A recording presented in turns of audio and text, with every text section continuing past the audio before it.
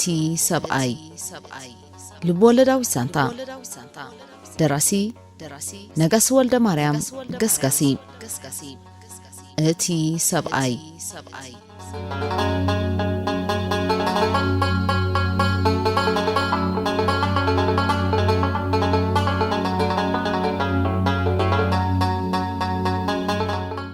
ሰላም ከመይ ተቕኒ ፍትዋት ተኸታተልቲ መደባትና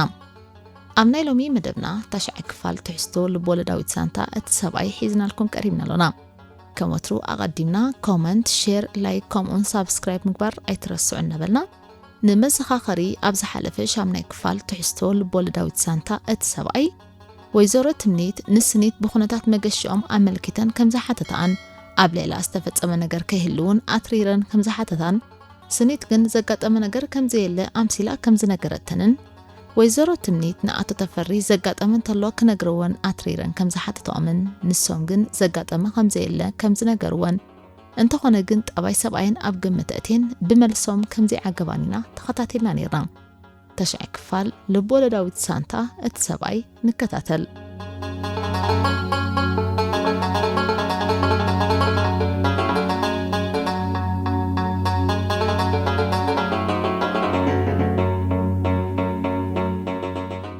ተፈሪ ኣይርዳእካን እምበር ሓንሳብካ ኣያብዛሕካየ እንደይለከየ ንስኻ ግና ናትካን ኮለይ ኣምነሉኒ ትብላለኻ ኣነ ግን ዝበደልካ እንተበደልካ ከም ዘየጋጠመ ወሲደ ንሓዳርና ንስለ ዝኣትናየ ቃልን ክብል ክልተ ግዜ ምሕረት ገይረልካ ኣዒንተና ጨምቲለና ቋመታ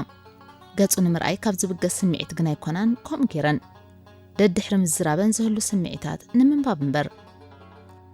ግና ኣይከም ትፅቢተንን ዝኾነ ስምዒት ከምብባ ኣይተራእያን ንስኻ ግና ከም ኣድጊ ዝሮትን ዕንድራን ምጽጋቡ ሲኢንካ ኣብዘ ዝረኸብካዮ ፈንጥራዕ ክትብል ግዜኻ ትሕሽሽ ኣለኻ ምስ መሳትኻ ከይከውን ድማ ምስ ደቅኻ ዝኣኽላ ሕንጫላት ቆልዑ ጽጋብ ናይ ቀትልን ትርፎ ሸብዳዕዳዕ ክበሃል እኳ ከምዚ ተፈሪ እዚ ደይኮንካ ንስኻ ነዚ ትኽሕዶ ኣብ ምምራር ኣተዋ ግን እኮ እንታይ ደይ ግድሰካ እዩ ዝመፀ ይምፃእ ኣየናይ ማዕተብ ኣለካ ደይሉ ሙድ ስራሕካዩ ብባህሪኡን ተግባሩን መፅን ክጎጢኦ ጀመራ ኣነ ዝገርመንስ ክሳብ ማእሲ ኽብርእሰይ ገጋር ዴት ሒዝካ ክትነብሪ ከም ሓንቲ ሳንቲም ክልተ ዝምስሎም ባህሪ ተሓንጊጦም ተረጋጊኦም መለሱ ኩሉ ዘረበአን ከም ዘይግድሶም እዮም ዘርእዩ ነይሮም እንተ ኣብ ወይዘሮ ትምኒት ዝህልዎን ዘስዕቦን ስምዒት ግና ኣያቕለብሉን ኩሉ ነፍስኻ ኣብ ጌጋ እዩ ዝነብር ዘሎ ተፈሪ እዚ ኩሉ ዓመታት ምሳኻ ነይረ እሞ ወላ ሓንቲ መዓልቲ እኳ እግሪ ሂልካ ጥዑይ ሓሳብ ኮነ ስራሕ ክሰርሕ ርኢካ ኣይፈልጥን ቁርብ ናይ ሰብ ክሳኣነካ ክልተ ኢደን እናጋጨዋ ብስምዒት ተዘረባ እዋ ትምኒት ማዕረኽንዱ ትሚላ ከም ዘይትገድፎም ይርድኦም ነበረ ኣልኢሎም ካብኡ ካድሙ ከም ዘይፈተኑ መውፅእ ሰኣንሉ ግን ዝበልኦ ከም ቅቡል ወሲዶም ብመጠኑ ነፃ ክወፁ ዝኽእሉ እኳ እንተነበሩ ድሌቶም ግና ኣይነበረን እንታይ ገይሮም ካብ ዘረባ ከም ልጡ ከም ዝኽእሉ ከዓ ሕርብት በሎም ተፈሪ በዓል ኣመል ዜናትካ እኮ ይሃብኩኻን ኢሂ እዚ ተኽሕዶ መልሲ ዝደልያሉ ነበራ ብብዙሕ መኣዝን ፈቲኖኖም ከብቅዓ ክሳብ ሽዑ ብዘይፍረ ተሪፈን ነበራ ካልእ ኣማራፂ ከናድያ እኳ እንተነበረን ሓሳባተን እውን ዝረብረቡ ክመስሉ ከጋላብጥወን ኣይከኣሉን ኦይ ሎሚ ገለ ኢኹ ኾንኪ ትምኒት ወዲእክ እንተኾንኪ ክድቅስ ዶ ትምባል ምስ ኣበይኦም ባዕሎም ፍቓድ ክሓቱ ተሰምዑ ሓሲበን ካብ ዘይገበረኦ ባዕሎም ክገብርዎ ተበገሱ እዚ ግና እንተፈትየን እዩ ክድቅስ ናይ ባጫ ከምስታ ፈነዋ ተፈሪ ትሩፋ ድቃስ ዳበይ ከይከደካ ሙሉእ ለይትለካ ትርክበሉ ኢኻ ዘረበአን ኣብ ርእሲኡ ምንባረን ዝእንፍት ነበረ ግዳሕታየ ወዳእኩን ዝብለካ ስለ ዘለኒ ጽኒልካ ስምዓኒ ናብ ትእዛዝ ዝኸደ ዘረባ ፈንየን ኣዒንተን ተኸላ ሕጂ ኸኣ ሕቶ ብዛዕባ እንታይ ዝኸውን ዘሎ ዳሓን ከም ዘይጸንሑ ወልደፍረፍ በሉ ኮነይለን ከዛረብኦም ይፍትና ምንባረን ተረዲእዎም እኳ እንተነበረ ካብኡ ኸህድሞም ዝኽእል ኣማራፂ ግና ኣይነበሮምን ዓቕሊ ሸሚቶም ተጸሚሞም ክዋፅዎ ከዓ ነይርዎም ናይ ንጎሆ በይ ነይርካ ክረኽበሉ ይኽእል ዝበልኦ ፈታሽ ሕቶ ፈነዋ ምኽንያት ክረኽባሉ ጥራይ ይፍትና ነበራ ስራሕ በሉ ኣሕፂሮም ብምምላስ ካልእ ክብልዎ ዝኽእሉ ኣይነበሮምን ብዘይ ምጻእ ከም ዝመጽኦም ድሕሪ ምምላሶም ይተረዲእዎም ግና መላስብ ዘይብሉ እንታይ ክገብሩ ይኽእሉ እቲ ዝስዕብ ምጽባይ ጥራይ እምበር ተፈሪ ርግጸኛ ዲኻ ናይ ንጎ ስራሕ ነርካ ፈጠጠት በላ ስምዒተን እውን ገለ ውሳነ ውሰዳና በለ ብውሽጦም ኮይኑ ገጽጎጸን ክትፈልጥ ንስኻ ምሰሉ ኢኻ ካልኣይ ዘይብሉ ኣምሰሉ በላዒተ ዝኾነ ዓይንቲ ዝወነንካ ዘማውሰብ ብስምዒት ኣብ ምጽራፍ ኣተዋ ናቶምን ዝህብኦ ነይረን መእተዊ ኣብ ሰኣናሉ ጉዳይ ካብ ጸርፉ ወጻኢ ካልእ ነቓዕ ክረኽባሉ ከም ዘይክእላ ንስያ ነይረ ዓቕመን እንታይ ገይረት ትጸርፍኒ ኣለኺ ኣብ ምንታይ ክኢኻ ውዒለ ትሚለ ክንድሰማዕኩስ ኣፍክ ዝሃበክ ክትዘንጥልኒ ኣለኪ ትምኒት ንከባበርባ ዝተብዑ ይመስሉ ከም ሰብኣይ ተጸሚሞም ትሚሎም ክሰምዕዎን ዘኽኣሎም ምኽንያት ፍሉጥ እኳ እንተነበረ ምስ በዝሐ ግና ዝመጽ ይምጻእ ዝበሉ ክመስሉ ይግባእ እዩ ዝበልዎ ቃላት ፈነው እዝነይ ድዩ እንታይ ዝሰምዕ ዘለኹ ተፈሪ ንዓይ ስነከባበር ኢልካኒ ከም ዝገረመን ኣዒንተና ጨንቲለን ጠመቶም ካብ ልሳኖም ዝወፀ ቃላት ድሕሪ ምስምዐን ዝተጠራጠረ ክመስላ መብርህ ደለያ ብፍላዲ ወላስ ንስለ ዘረባዮም ኣውፅዮሞ ኣይተረድአንን ግና ከም ሰምዖኦም ርግጸኛ ነበራ ከመይ ዲ ኮይኑ ተፈሪ ኣነ ደን ሓዳሬ ክብሪ ኸሊኤ ደገ ዝብል ዘለኹ ተፈሪ ምሳኻ ይመልሰለይ ቀልቢ ዘይነበሮ ባህሪ አንጸባረቓ ሰሚዕ ክትምኒት ዓውዓው እንተበልኪ ንስኽ ሓቀኛ ኣነ ድማ ከም ሓሳብ ዝቆጸረሉ ኣብነት ይብለይን ዝኣመንዎ ከም ዘለዎም ርጊኢሎም ተዛረቡ መመሊሱ ንዝብርኽ ዝነበረ ስምዒት መዝሚዞም እዮም ዝዛረቡ ነይሮም ንሓዳርያ ዋጋ ዕዳጋ ዘእቱ ክሳብ ዘይገበርኩ ብዝኾነ ይኹን ተኣምር ዝሓፍረሉ ይኹን ርእሰይ ዘድነሉ ምኽንያት ይብለይን ናይ ውሽጦም ኣብ ውሽጦም ገይሮም ከም ዘይተረበሹ ኮይኖም ቀረቡ ፈራዲ ኣብ ዘይብሉ ጉዳይ ንነፍሶም ግዳይ ክገብርዋ ድለይ ኣይነበሮምን ካልእ ሲትረፍ ኣብ ኣሉ ተዓቂቦም ነፍሶም ሓራ ክገብሩ ኣለዎም ዋይሎ ምስ መንዳ ኣሉ ጆኻ ኢልካ ናይ ምግራም ሓሳስ ክምስታፈነዋ አንደበትነቱ ገሪምወኒ ካበይ ከም ዝብገስ ግና እንዶይ ነበረንን ተፈሪ ለቕላቒ ካብ ማእስ ዳልካ ኣፍኣፈይ ክትምልስ ጀሚርካ ተረፍ ጽጋብ ካዲ ዝኸውን ዘሎ ተገሪመን ኣብ ምዝራብ ነበራ ኣበይ ከይትበጽሕ ዲ ዘሎ ሓሳብካ እንታይ ከም ዝምልሱ ክሰምዓ ካብ ምድላይ ዝብገስ ሕቶ ወርወራ ትምኒት ዘየለ ግምታ ኣምፂኽነ ነፍስኻ ተተዓሻሽዊ ንዓይ ጆኻ ዝበለን ሰብ የለን ትርሪሎም መለሱ ሓንሳብ ትብዕ ክብሉ ዝፈተንዎ ድሒሩ ስለ ዝጣዕሞም ሃዲኦም ቀጸልዎ ሰሚዕኪ እኹልን ዘመዛዝንና ኣእምሮ ዝተዓደለኒ ሰብኣይ ስለ ዝኾንኩ ወላ ንብድሕሪ ሕጂ እውን እንተኾነ ኣጆኻ ዝብለኒ ሰብ የለን ክርዳእክ ዘለዎ ድማ ካባኻ ክብሪ ስለ ዝሰኣንኩ ክብሪ ኸሊአክ እምበር ድላይ ናይ ደገ ይኹን ካልእ ዘለኒ ሰብ ዘይምዃነይ ልዕሊ ማነማጥያ ክትፈልጥኒ ኢኺ ቀጸሉ ትብዕን ትርርን ኢሎም ሓንሳብ ተበጊሶም እዮም ተስፋ ኣብ ዝረኸቡሉ ጉዳይ ዕድል ገይሮም ክሳብ ዝሃለዉ ክቐጽልዎ ጥራይ እምበር ከም ስዑር ኣሕሊፎም ክህብዎ ከም ዘይብሎም ነፍሶም ይነግሮም ነይሩ ግና ባይታን ተሓጊዝዎም እዩ እንታይ ትብል ወደይ ካብ ውሽጠን ዘይነቐለ ክምስታፈኒን ካዕካዕ በላ ኣነስ ክብሪ ኸሊአካ ኢደን ኣብ ኣፍ ልበና ተርእሰን ሕቶአን ኣውሓዛ ኣንታ ሰብኣይ ተፈሪ ንስኻ ደይኮንካ ናብ ርእሲ ሓዳርካ ዝሙት ዝፈጸምካ ኣብ ስምዒት ኣቴን ቃልቃል በላ ዝነበሮም ስምዒት ንእሎቱ ጠፍአ ፈጢሮሞ ጸንሑ ግዝያዊ ባህሪ ንእለቱ ከም ትክበነነ ክርሳዕ ዝደልይዎ ጉዳይ ኣልዒለያ ርእሶም ረኺባቶም ኮነን ሕጂ ሓንሳብ እንተዝኸውን ኣይምተጸለን ክልተ ግዜ እሞ ድማ ደቅኻ ካብ ዝኣኽላ ዋልድ ወሊድካ መጺኻ እንታይ ስለ ዝሰኣንካ ካባይ ሰኣንካዮ ኣብ ዘይብልካ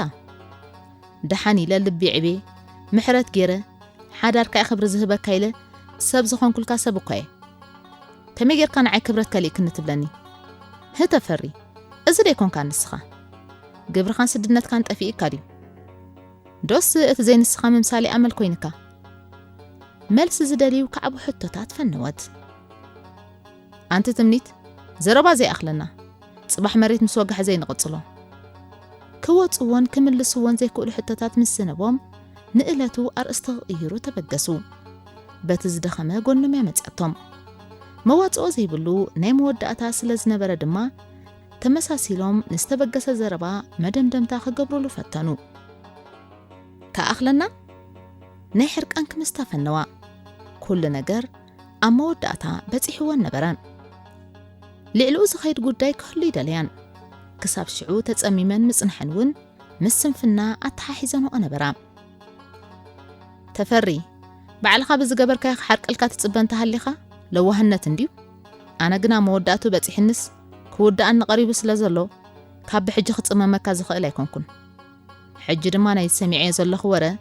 ኣብ ርእስኻ ገና ዘይመመኽዎ ጉዳይ ስለ ዘሎ ኮቦርታኻ ውሰድ ክሳብ ዝኾነ ዝኸውን ኣብዚ ዘይኮንካ ኣብ ሳሎን ይመደቀስ ኢኻ በጻብዕተን ሓበሬታ መሓላለፋ ኣቶ ተፈሪ ኮቦርታ ድሕሪ ምውሳዶም ዝተባህሎም ንምፍጻም ሰላሕ እናበሉ ናብ ሳሎን ኣተው ሽዑይ ድማ ትምኒት ከም ዝተወድኣ ክበርሃሎም ዝጀመረ ከም ቀደሙ ብንጽህ ልቢ ምሕረት እንተዝሓትትውን በቐሊሉ ከም ዘይገድፋሎም ተረድኦም ረፋድ ኣቶ ተፈሪ ነቲ ብድርኡ ድቃስ ኣልቦ ገይርዎም ዝሓደረ ጉዳይ ምንጽርጻር ወይዘሮ ትምኒት ብኸመይ መንገዲ ኣብ ስኒት ኣውዕልዎ ኣብ ምሕሳብ ነበሩ ሓሳባት ዝፈጠረሎም ተርባጽ ብኸመይ መዝሓሊ ይረኽብሉ ይፈልጡ ይነበሩን ክዛረቡ ይብሉሞ ኣገዳሲ ዝጻፈፍ ስራሕ ሒዛ ድፊ ኢላ ምስ ረኣይዋ ድማ ንሱ ይዓቢሎም ስምዒቶም ገኒሖም ትምክብሉ ይረኣዩ ግና በቐሊሉ ክጻወርዎ ዝኽእሉ ስምዒት ኣብ ውሽጦም ኣይነበረን ተዛረቡ እምበር ትምዘየብል ረባጽ ስምዒቶም ንመላእ ህዋሳቶም ተቆጻጺሩ ህርድግ ኢሎም ንኽዛረቡን ጾር ሓሳባቶም ከራግፉን ይደፋፍኦም ነበረ ሰርዝ ድማ ቀልባዕባዕ ምባልን ጸጸኒሖም ናብ ኣመጥማትን ኣይቋረጹን ተረፍ ጭንቀቶም ካብ ምግባር ግና ኣይዕረፉን ከም መበገሲሎም ዝሓስብዎ ሓሳባት ካብ ትካሎም ናብ ደገ ይወጽሞ ጽንሕሎም ድማ ተመሊሶም ናብ ውሽጢ እናኣተዉ ንስምዒቶም ከህድኡ ይፈትኑ ነበሩ እዚ ግን ንተርባጽ ውሽጦም ከህድእ ዓቕሚ ነበሮን ኣቶ ተፈሪ ንታብ ጣውላ ኮይና ሕሳብ ስራሓ ተጻፈፍ ዝነበረ ስኒት እናጠመቱ ብስምዒት ርእሶም ኣብ ምንቕናቕ ነበሩ እንተ ስኒት ግና ኣመት ስራሕ እምበር ዝገብርዎ ዝነበሩ ምንቅስቓስ ኮነ ዘእንግድዎ ዝነበሩ ስምዒት ተድህበሉ ይነበረትን እዚ ግና ኣብ ርእሲ ኣቶ ተፈሪ ካልእ ስምዒት ስለ ዝፈጠረ ንዕቓት እኒኣ ዝብል ሓሳብ ዓብለሎም ክቕጥዑ ድማ ኣይደንጎዩን ስምዕ እንዶ ንስኺ ክልተ ኢዶም ኣብ ጣውላ ኣተርእሶም ሓተቱ ተረፍ ሕርቃኖም ንምግባር ኣሃዲሎም ጀመሩ ኣብ ከምዚ ዝኣመሰለ ጉዳይ ቀልጥፍ ኢልካ ሓይልኻን ተዘይሪእኻ ኩሉ ሰብ ኣብ ርእስኻ ኮይኑ ከሽካዕልልን ክጻወተልካን ከም ዝኽእል ዝርድኡ ኣቦዮም ከምኡ ኸይኮኑ ኣይተርፉን ድማ ኣብ ርእሲ ዝኾነ ሰብ ልዕልናኻ ዘውትሩ ህርድግ ዝብሉ ኣቤት ባባ ተፈሪ ደሓን ዲኹም ኣብ ቅድሚያ ኣእዳዎም ተኺሎም ሕቖኦም ሰይሮም ተገቲሮም ምስ ጸንሕዋ ነፍሳ ንድሕሪት መሊሳ ካብ ስክፍታን ፍርሕን ተላዒላ ሓተተት ኣብቲ ሞት ብስምዒት ክትኮሱ ዝተረፎም ኣይነበረን ከዓቦ ትንፋስ እውን ነበሮም እንታይ ጌርክ ማለት እዩ ኣብ ስምዒት ዝእተዎም ጉዳይ ከይነገሩ ክርዳኣ ዘይክእል ሕቶ ሃንደበት ፈነውላ ኣይተረዳእንን ጠንቁ ዘይፍለጥ ሕቶ ትሕተት ምንባራ ግብረላ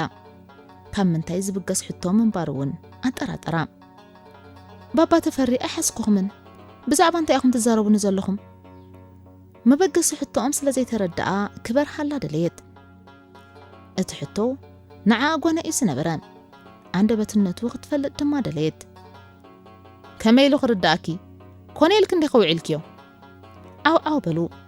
ኩሉ ነገር ብሓይሊ ዝፍታሕ ኮይኑ ጥራይ ይስማዖም ነበረ ዋይ ኣነ ተፈሪ ምስ ሕንጫላት ቆልዑ ቀሪበ ባ ዘኸብረ ይበለልክዋ እዋይ ውርደት ከምዚ ኸ ኣለዎ እዩ ካብ ደኒኖሞ ዝጸንሑ ተንሲኦም ብጣዕሳ ተለለዉ እንታይ ድዩ ክሳብ ሕጂ እኮ የትሓስኩምንን ዘለኹም ባባ ተፈሪ እንታይ ዲኹም ኮንኩም ክሳብ ሽዑ ዘይበረሃላ ጉዳይ ሒዛ ደጊማ ተወከሰቶም كما جيرك غتحزني سنيت حنجير كندي خزلخي ننجر استدلو خمسلو شمطم عتيروم اب قدما اقمو كل نجرم اب حيلم طراي نيرو سنيت ايترداك نمبر صلايتك اب تخونكو نويح غيرك زلخي انا عشا دما نزلنا فلطكو نعمتات اب غزات كالي عقبك نبرالهم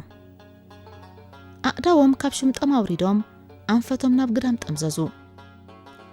بابا تفري هد زيت بلو حماقكم زلهم انفتم سلاز سكفا كتتهدادኦም زبلتዩ انت نسم ግና بخميوم كردئዎ አይፈለጣትን ተተረዲእኩ ዶ ወሕማቅ ኣለኹ አንፈተም መሊሶም ናብ አጠመቱ ስኒት አነ ባኸዚ ኮነ ነይሩ እምነተይ ልዕሊ ደቀይ አሚና ሁሉ ነገረይ በእምነት ይበክስ አነ ዚ ፍደ ንዓይስ ዚ ይግባአኒ ክንኽነኹ ዝተረፈም አይነበረን ሙስሊ ባህሮም ዲዩ ቀዲሞም ወላስ ብልቦም ዲግና ንሶም ጥራይ ይፈልጥዎ ነበሩ እንታይ ዲ አበሳይ ባባ ተፈሪ ጌጋይ እንደነገሩኒ ኩነታቶም ድሕሪ ምዕዛባ ከይተረዳአ በዲላቶም ከይተኸውን ስለስተጠራጠረት ጉዳይ خبر ሃላ በመባል ሓዲኣ ሓተተት እንበር ናይ አቶ ተፈሪ ናህርን ዝተሓወሰ ስምዒትን ተጋጩ ምርዳእ ከም ትስእን ኮይኑዋ ነበረ